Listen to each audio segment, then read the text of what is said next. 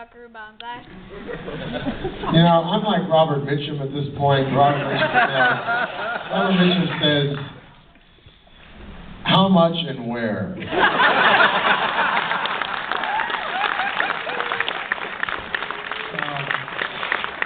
That's me, man. You know, I want the loot, and I want, I want the cash, and I want the vacation. You don't want to be in East Los Angeles very long. No. So maybe is the answer to that. You met on the film that you're still focused now. You met on the film, and it seems like the cast is really ensemble. And everyone kind of has a rapport. So has that carried on? Well, not as much as I would like. I mean, this is the first time I've seen you in ages. Yeah. We met on the street not far from a couple of years ago. A couple of years ago, but you know, I feel connected to you at the hip anyway. So you know, and we're friends without having to. You know, I just he's an inspiration because I was a coming actor. He's just like a year or two ahead of me at Broadway, and he was just inspiring me. So I feel that John. The only other friend I do run into the Buckaroo Banzai people once in a while, but the guy who's like most close to me through that, and we were friends before from the theater, was Christopher Lloyd, and another great stage actor. You know, I've never seen him on the stage, man. But you know, it's in the nature of things that it's a terrible thing that you make such friends and you can go a decade without seeing them. That's right. Goldblum has remained a very good friend. And Goldblum is a very good friend. Yeah, Goldblum. And I just about 3 weeks ago at Mozza Osteria in L.A. where I eat every Friday. Up came Christopher Lloyd. That's the first time I'd seen him in like 20 years. Wow. And it was so great to see him. And that's you could ask. I could tell you the same story about every movie I've ever been in and most plays. So it's a sad thing about our business that you do lose touch even with very, very good friends. So just a quick Christopher Lloyd. Christopher Lloyd looks like an axe murderer, but you know he's really a teddy bear posing as a curmudgeon, and he has a genius IQ. You know, he comes from an extraordinarily wealthy blue blood family in Connecticut. He's contrary to everything you can imagine about him. But just as a quick anecdote, my closest with him is that I had to fire my PhD advisor a year ago because she resented me from the get-go because of the movies. She never took me seriously, and I couldn't kind of win her over.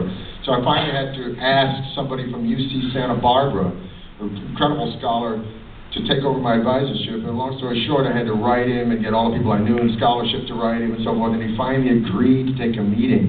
And I was praying to God that he did not know that I was an actor. And I've had more than my 15 minutes of fame. That he would just look at my scholarship. And so he's a very nice guy, tennis player, athletic guy. And he's going through my list of scholarship in a little Italian restaurant in Montecito.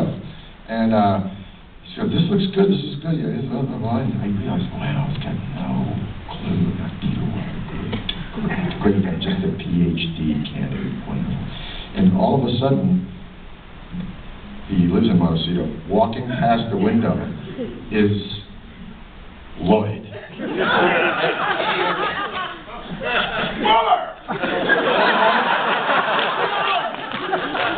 Bang, bang.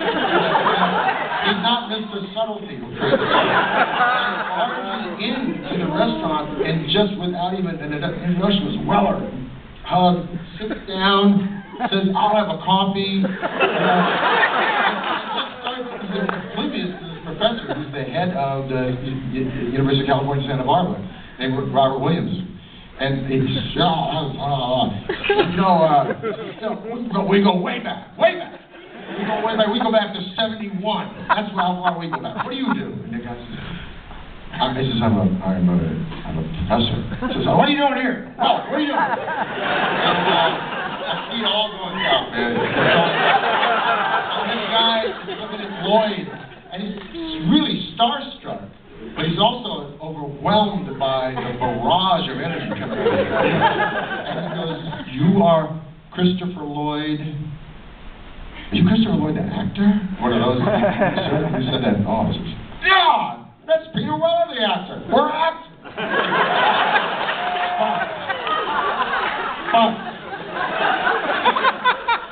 But then I have to tell you, the punchline is, guys, like, just the punchline is that, very quickly, is that I see my whole academic career going down the tubes here because this guy's now like on another level. And he said, I don't know if you all realize this, there was a big fire in Montecito about 3 years ago, and Lloyd lost his house. And you see this on TV. It was all over the news about losing his house and everything in it and so forth. And you know this? Yeah. It was all burned up. And this guy says to Lloyd, sorry about your house. And, sorry about your house. And Lloyd says, yeah, me too.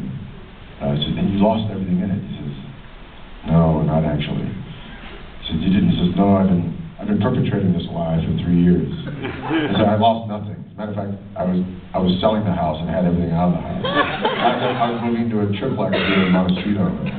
I said, Chris, we all saw you on TV crying over the fact that you lost it. I know the TV stations were there and it was burning. I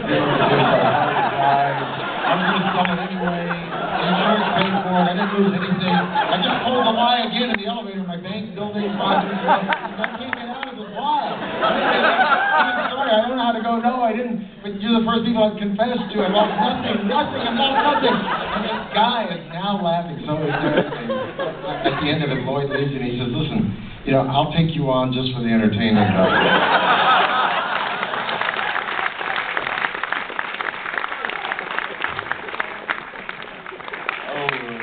I can't thank you guys enough for doing this, man.